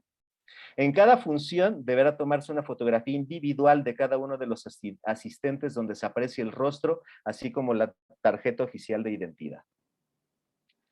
Luego vendría el inciso de retribución social, ¿no? Es decir, te comprometes, además de todo esto, a tener una retribución. Al finalizar la gira internacional de 3 años y previa a la entrega de la carta positiva de cumplimiento, el equipo debe llevar a cabo un taller de 2 años de duración para diplomáticos que radiquen en el país. El tema del taller quedará sujeto a consideración de la agrupación solicitante. Y no conformes con eso, pusimos las reglas de incumplimiento. En caso de incumplimiento, se tiene que devolver el recurso en su totalidad. En caso de haber una crítica negativa, se retirará el apoyo sin necesidad de devolver el recurso económico, pero quedará en expediente la persona en falta, negando la posibilidad de participación del postulante durante los siguientes 10 años. En caso de que algún miembro del equipo de trabajo cambie o muera, se deberá revisar el proyecto en su totalidad, entregando nuevamente todo el material solicitado en el apartado de requisitos de la presente convocatoria. El recurso, además, no puede ser utilizado en la compra de materiales. En caso de ser indispensable, solo podrá disponerse el 5% del recurso para la adquisición de material y deberá entregarse en una carta membretada la explicación del destino de ese material al finalizar el periodo de 3 años. Y por último, ahora sí, el recurso económico se entregará mensualmente vía correo postal en sobres Manila con el presupuesto dividido en 2 partes, 50% en efectivo y 50% en vales de despensa canjeables dentro del país en el que se encuentre la compañía. La entrega del presupuesto estará condicionada al envío puntual y oportuno de los reportes diarios. Esa es la convocatoria imposible. Y ya nada más, lo que nos parecía muy interesante en ese momento es que todas las convocatorias tienen como esta característica de que son inclusivas, ¿no? Están pensando de alguna manera no solamente en los artistas y las artistas, sino también en los públicos, pero se va haciendo, conforme va avanzando la lectura, ¿no? Un embudo más y más pequeño, que no solamente eso acota la posibilidad de aplicación, sino que también de alguna manera va produciendo un montón de sensaciones y emociones que van en detrimento justo también de la realización de los proyectos, ¿no? Y entonces esta cosa, ¿no? Uno tiene que pensar en si es suficiente lo que sabe o lo que está imaginando o lo que es para poder de alguna manera ingresar a los circuitos de visibilidad o a los circuitos mismos de legitimación. Lo quiero dejar ahí para no colgarme más, porque está bien buena la charla y eso. Muchas gracias, Bruno. ¿Alguien quisiera comentar algo al respecto o seguir pensando y repensando sobre las convocatorias? Alejandra, adelante. Gracias. Pues en algunas cosas se quedaron cortos, hay que decir. Claro, está lo imposible, pero hay algunas convocatorias que piden prácticamente eso, ¿no? Y me llamó la atención esto, me gusta mucho cómo hacen esto de una convocatoria como puente. Porque en efecto a veces resulta que uno no voy a usar la palabra puente porque en mis tiempos hablábamos de pretextos. Me acuerdo mucho de Luis Santillán y yo, que éramos compañeros de clase, no de generación. Pero Luis Santillán y yo decíamos, escribíamos o hacíamos proyectos con base a las convocatorias. Entonces, es una forma como de obligarnos a hacer. Y eso estaba más o menos bien, ¿no? O sea, nos sacaba de cierto marasmo, donde uno se asienta y nos obligaba un poco a hacer. Pero siempre falta esta otra parte, ¿no? La que yo trato de pensar mucho por mi investigación, no es porque yo la viva, o sea, mi realidad es otra y tengo que decirlo, o sea, yo he tenido anfiteatro, inclusive sé lo que significa, puedo postular a cualquiera de las convocatorias con estos requisitos imposibles, pero entiendo por qué la gente no puede hacerlo. Y entiendo esto que llamaba Rubén lo local. Y también ciertamente sí hay esfuerzos locales y habría que decir, por ejemplo, yo en la ciudad de Jalapa, el ayuntamiento generó una convocatoria que incluye arte y cultura y obligó un poco a los espacios culturales a salirse de su propio espacio e ir a las periferias de la ciudad. Y eso es excelente. En Chihuahua también tienen un fondo municipal. es un poco lo que hay que apostar. O sea, por supuesto hay que apostar a que las instancias municipales gasten el dinero de cultura en cultura, porque no se lo gastan en cultura. Sabemos la fuga de dinero que existe. Y también las instancias estatales viven del presupuesto federal y ese es un problema.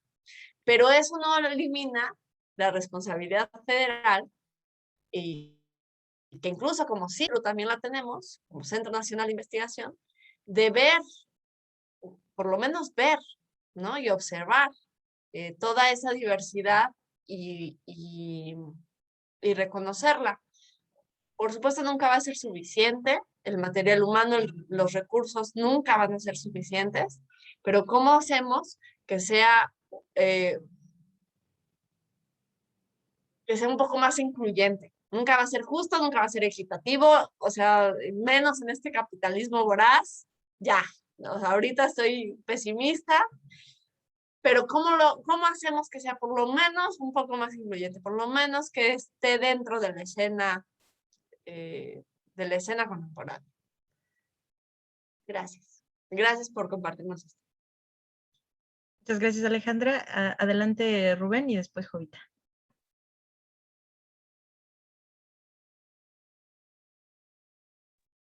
Bueno, dos cosas nada más. Uno señalar cómo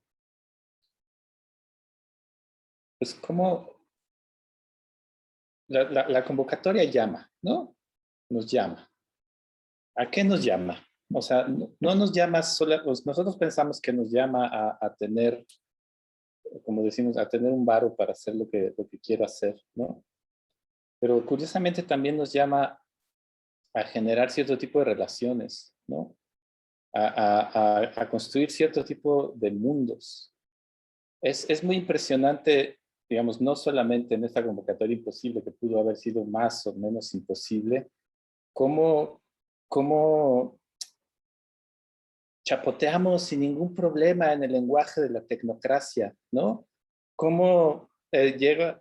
A mí me sorprendió hace muchos años cuando todavía estaba saliendo al foro, acababa de cerrar, y entonces unos chicos nos dijeron, es que en el foro jamás nos enseñaron a llenar convocatorias.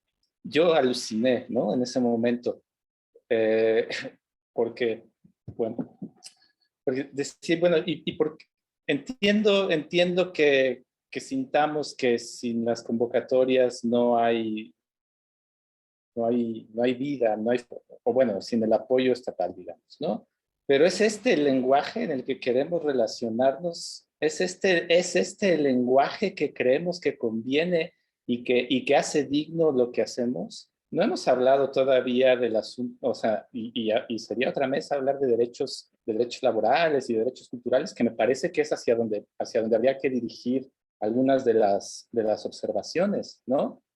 Porque lo que está en juego en estas convocatorias también es la extinción de nuestros derechos laborales, es la nulificación de nuestros derechos laborales, es la rebaja de los derechos culturales, porque precisamente, como decía, no hace empalme con la población a la que pues básicamente desconocemos, ¿no? Muchas veces. Pero digamos, a mí me sigue sorprendiendo cada vez más que accedamos a relacionarnos con este lenguaje tecnocrático, porque si bien es cierto que los artistas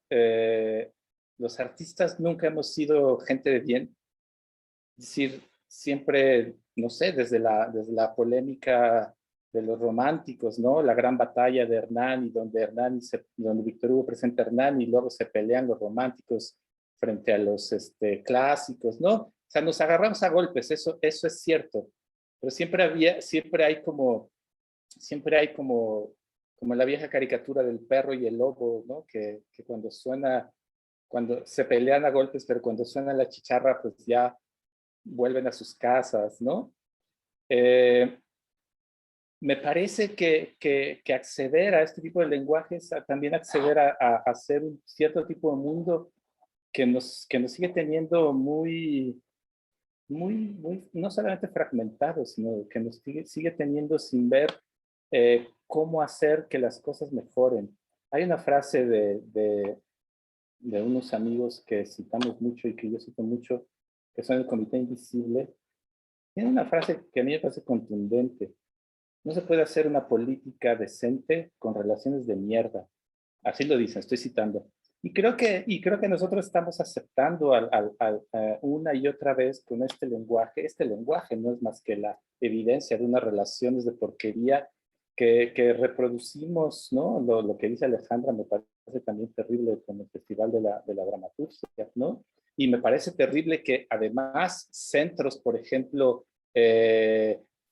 centros independientes o que quieran ser independientes, también vuelvan a reproducir esto, ¿no? Es decir, ¿cuántos locales hay que hacen un esfuerzo enorme por tener un lugar y luego vuelven a reproducir esto? Es esta reproducción, es este contagio, es esta virulencia la que me parecería interesante, la que a mí me preocupa, ¿no? Y lo digo hoy pensando que la próxima semana, donde espero que nos juntemos todas otra vez, hablaremos un poquito más de si hay otras posibilidades o si de plano nos aventamos al mar, ¿no? Muchas gracias, Rubén. Jovita. Bueno, yo quiero contribuir a esta cuestión de la convocatoria imposible con un caso de la vida real. O sea, desde 1996, más o menos, opera el programa Teatros para la Comunidad Teatral, que es auspiciada por el CONACULTA a través del FONCA en ese momento y el IMSS.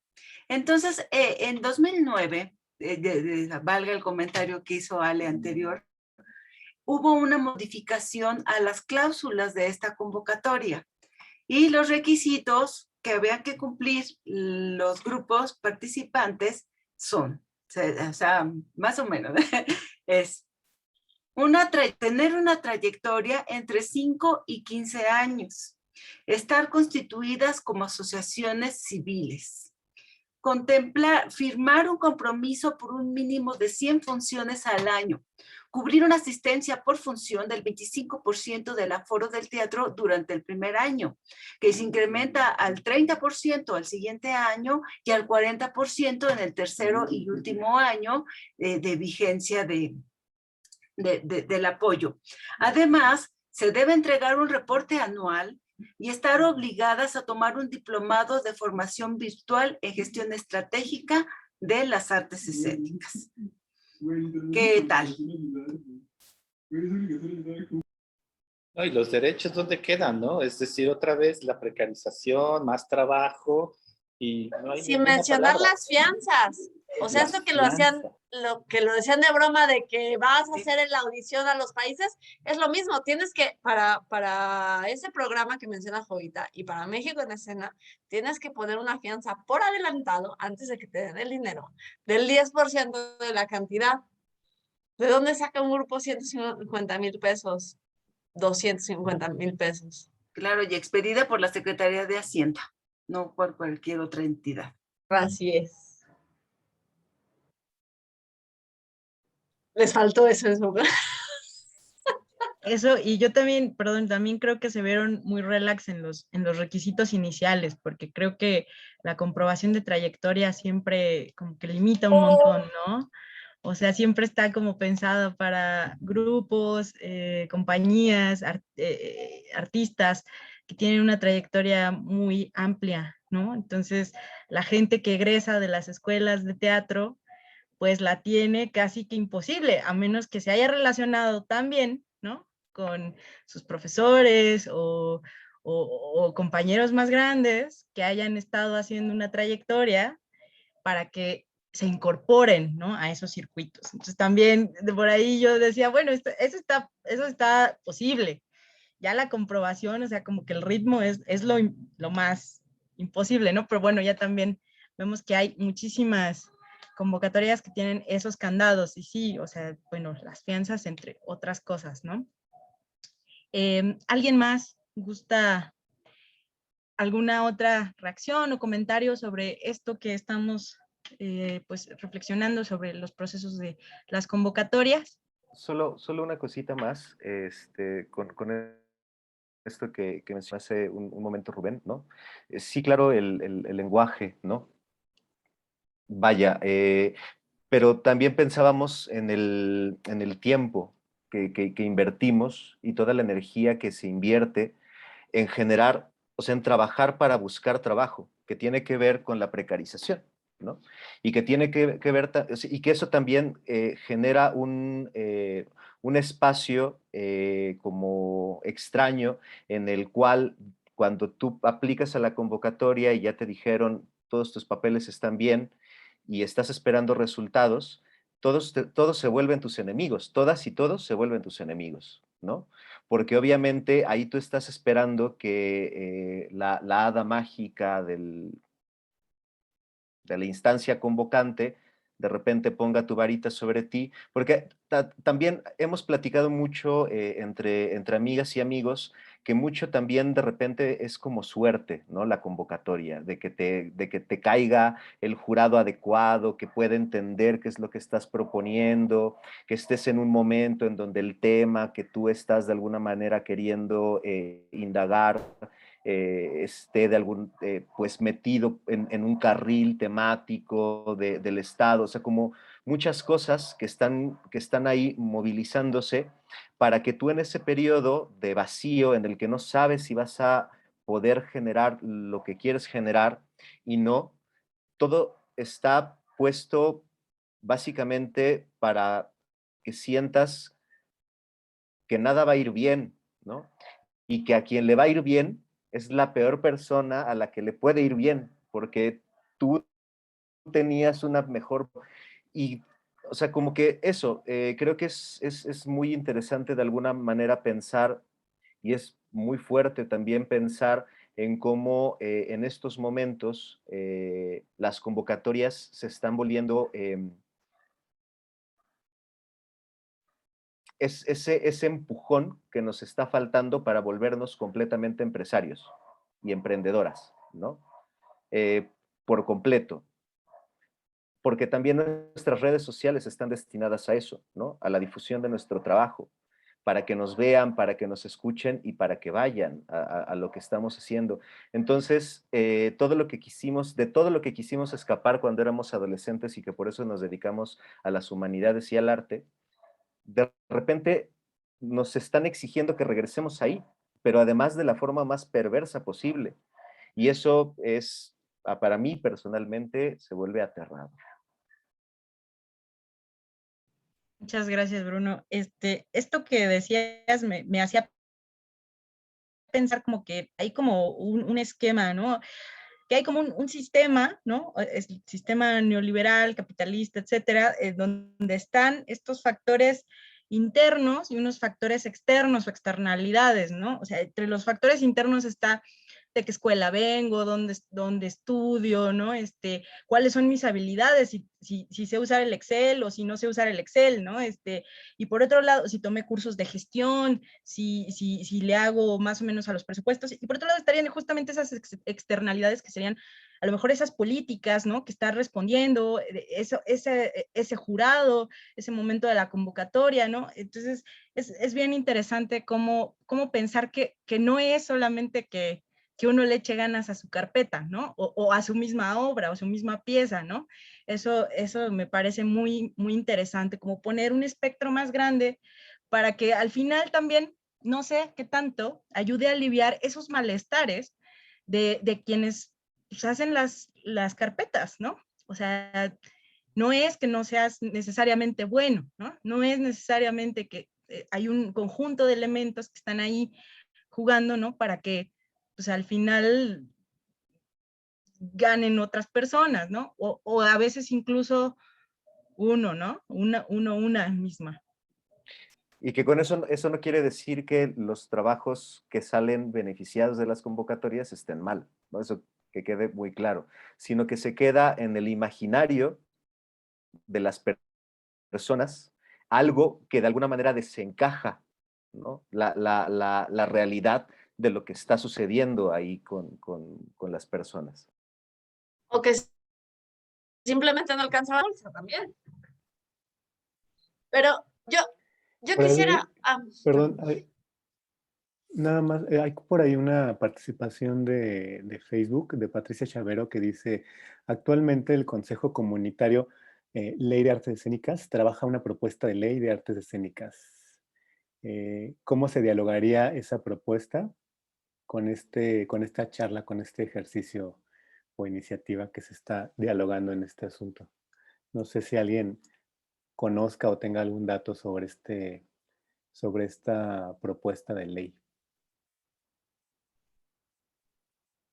Yo medio conozco, pero no. Es un tema complejo y además está fragmentado en diferentes temas. Que no quisiera abordar ahorita porque no lo traigo fresco. Tendría que revisarlo porque ha cambiado mucho el título sexto. Ha sido un trabajo de muchos años. Que hay que aplaudir muchísimo porque en efecto es un consejo generado por creadores escénicos de todo el país y desde todas las áreas. Y es muy interesante. Pero yo quería decir algo sobre lo que decía Bruno, porque por supuesto estoy de acuerdo con muchas cosas de las que plantea y también estoy negada a aceptarlo. Por un lado, creo, o sea, los jurados también somos nosotros mismos. Y ha pasado y he visto cosas que llegan, proyectos muy ejecutivos que llegan en PEGDAS, sobre todo, y que ya no tienen ningún compromiso emocional, personal, sino son proyectos muy ejecutivos en estos términos. Y me parece totalmente desafortunado.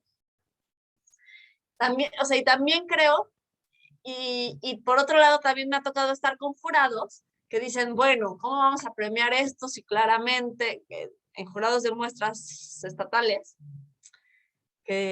¿cómo vamos a premiar esto si claramente esta otra obra tiene más producción? Bueno, pues vamos a darle el dinero, vamos a darle al que tiene más dinero, nos ahorramos el trámite y ya cada quien se va a su casa. No tiene ningún sentido. O sea, todavía existen estas cosas. Pero una cosa con la que no estoy de acuerdo en general con Rubén, quiero mucho y respeto mucho, y con Martín Lopresby, y que siempre estoy discutiendo con ellos, es sobre el asunto de la precarización. Porque por supuesto hay una precarización, pero el derecho, digamos, al trabajo digno establece que tengas un trabajo digno, no un trabajo en lo que te guste. Que hay una diferencia importante. Y si a la gente le dijeran, ¿qué prefieres? ¿Cantar y bailar ¿no? Y con eso te sostienes? ¿O hacer las cuentas de los demás? Yo creo que uno siempre escogería cantar y bailar. Y por eso el arte tiene que ser difícil y tortuoso. Tiene que ser un proceso, ¿no? De sacrificio. Y a lo mejor no están de acuerdo conmigo. Pero de verdad creo que sí tiene que involucrar este aspecto. Y en ese sentido poner por delante el proyecto artístico que la capitalización. Y yo he tenido muchas oportunidades de hacer lo contrario, ¿no? De realmente decir, bueno, vamos a capitalizar la gestión, vamos a capitalizar el efiteatro, vamos a capitalizar ciertos conocimientos. Y no me interesa, porque me interesa más el proyecto artístico. Mi proyecto y mi visión de mundo, que creo que ahí es donde siempre estamos atorados. Pero eso es lo que nos hace ser relevantes para la sociedad, ¿no? Y como lo decía al principio Arturo, cuando mencionaba las características de su grupo, de la comuna, contar otros mundos posibles, pues finalmente es lo que los grupos de teatro que estamos dedicados a esto y que no buscamos estar en otro lugar, estamos buscando futuros posibles. Y eso es importante, y eso es lo que la sociedad necesita de nosotros, y quizá también necesita nuestro sacrificio, porque si no, no se entiende. ¿no? Si entramos todos en esta lógica de confort y de estabilidad emocional, social y bienestar, tampoco producimos lo mismo. Y a lo mejor esto termina siendo muy idealista, pero, no, muy decimonónico. Pero ahí creo que ahí hay una diferencia. No por eso hay que dejar de reclamar el papel del Estado en acceso a la cultura y en diversidad cultural. Que para mí es, o sea, más que la precarización del trabajo, a mí lo que me importa es el acceso a la cultura y la diversidad cultural. Gracias. Gracias, Alejandra.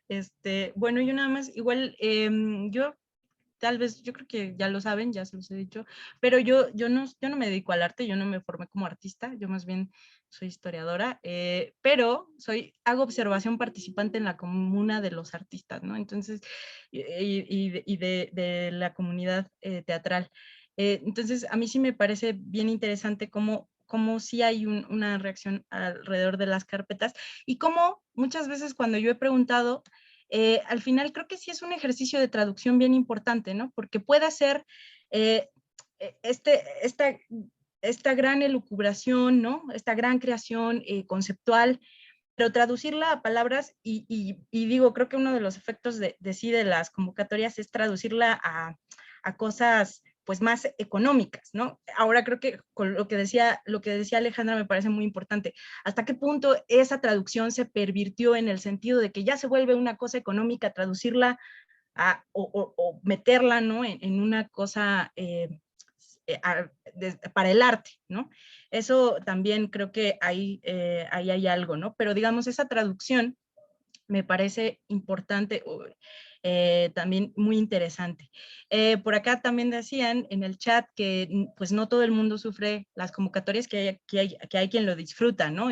Bueno, pues también se vale, que bueno, yo creo que a lo mejor ahora quienes se formen en las escuelas de arte, pues como ya tienen materias y existen carreras de gestión cultural, entre otras, pues a lo mejor van a vivirlo de manera distinta, ¿no? ¿Quién sabe? Y nada más leerles algunas participaciones del Facebook, que dice Alexis Salazar: la complejidad y responsabilidad que conlleva el estudiar, dedicarse al teatro, me está espantando con todo lo que se está diciendo.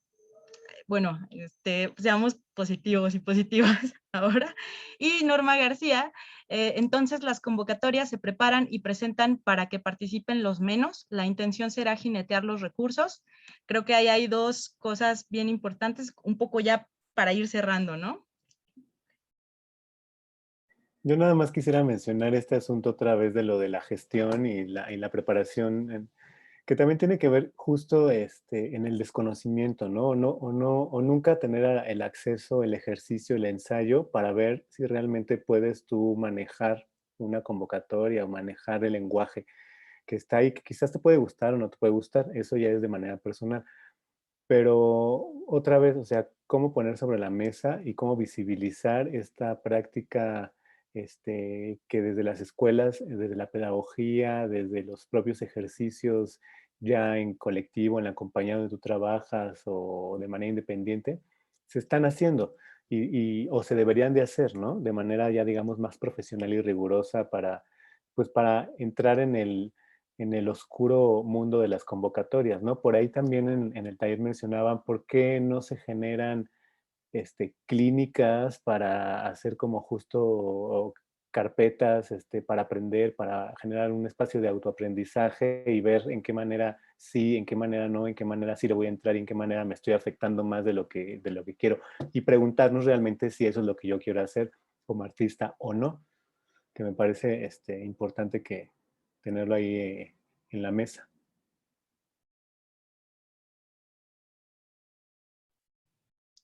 ¿Puedo contestar rapidísimo? Claro, adelante. Gracias. Nada más, Luis Daniel, dos cosas. O sea, por supuesto, en las escuelas tiene que llevarse, porque una escuela es una profesión, ¿no? Pero las convocatorias, estamos hablando que, por ejemplo, en náhuatl, que es lo que yo conozco, no conozco otras lenguas, no existen esas palabras.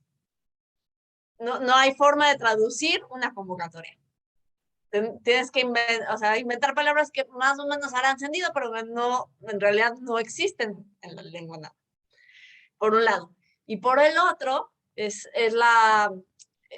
acabo de dar justamente una conferencia por la plataforma de Voy al Teatro de diseño de proyectos culturales, donde además les di una tabla en Excel ya toda hecha para que nada más pongas tus números, con 3 tipos de presupuestos distintos, y la gente no sabe qué es. O sea, el problema es que los que necesitan eso no saben que lo necesitan. Y las preguntas terminaban siendo de, ¿sí es cierto que siempre se los dan a sus cuates? Y ya pasamos por, o sea, Jovita ya nos hizo todo un recorrido donde en efecto se lo daban a sus cuates. Y ahora es mucho más complicado que eso. Ojalá se lo dieran a sus cuates. O sea, es mucho más enredado. No, ojalá, pero quiero decir que es mucho más complicado que eso, ¿no? Incluso dentro de los talleres, que yo también he dado algunos sobre este tema, hay un desasosiego de lo que necesitan conocer. Y otra vez, ¿por qué necesitarían conocer eso? Y sí es un tema. Gracias. Solo un apunte muy rápido y que creo que es importante, con unos bemoles espantosos, muy espantosos, en estos últimos 3 meses, horribles bemoles, imperdonables bemoles, pero la comuna está trabajando con México en escena. Es importante saberlo porque ese es el lugar de la enunciación desde el que estamos hablando, ¿no? Y creo que va a ser hora de pasar la palabra, ¿verdad, Eri?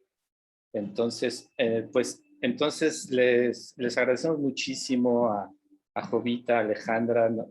Digamos, no solo la camaradería de estar con nosotros, que eso es algo que a nosotros nos interesa muchísimo, ¿no? Que podamos ser camaradas, sino también la pasión que nos provocan, que nos suscitan, y por supuesto también a nuestras compañeras que están aquí en el chat, que nos hubiera encantado poder abrirlo para que también pudieran hablar, pero luego se vuelve súper complejo en estos formatos. Entonces, pues gracias otra vez por hoy al Citru y nos vemos la siguiente semana. Bueno, pues muchas gracias. Gracias, Rubén. Gracias, Bruno. Gracias, Luis Daniel. Gracias, Erika. Gracias, Jovita, por supuesto. Y gracias, Alejandra. Me parece que es importante que este tipo de cosas se hablen y se pongan en la mesa, sobre todo en términos de convocatoria, porque justo el paso de una obra a un proyecto y a lo que implica el proyecto no es cosa fácil ni cosa gratuita. Implica toda una forma de, una manera de producir. Y esa manera de producir es la que nos, aquellos que todavía hacemos teatro y de las formas que podemos hacer teatro, empieza a determinar juegos y validaciones y además concepciones sobre lo que uno mismo hace, ¿no? Y a veces creo que no nos hemos detenido a pensar justo en esa pequeña diferencia entre hacer obra o lo que se entienda por obra, hacer un proyecto y todo lo que el proyecto conlleva. Gracias por ponerlo en la mesa, gracias Jovita por las palabras y gracias Alejandra, por supuesto. Y pues nada, lo único que me resta es invitar a la gente que nos está acompañando desde redes sociales a que nos acompañen en la última jornada el próximo jueves 29 de julio, en esta última jornada de aniversario, en donde tendremos a las 10 de la mañana la presentación de la línea de investigación Teatro, Cultura y Educación, con la participación de Juan Claudio Retes, de Patricia Chavero, de Denis Ansúrez y del doctor José Luis Mariscal de la Universidad de Guadalajara. Y el anfitrión de esa mesa será Oscar Armando García. Y a las 13 horas, la mesa Cartografía Editorial, donde nos acompañará Rodolfo Obregón, Andrea Garza y Agustina Elizondo, con Javier Márquez como anfitrión.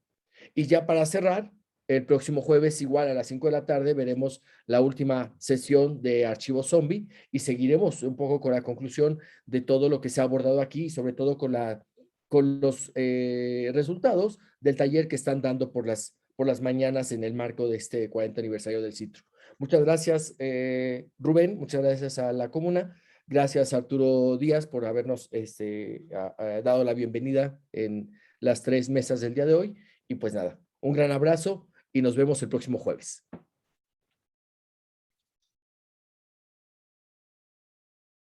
Listo, pues muchas gracias.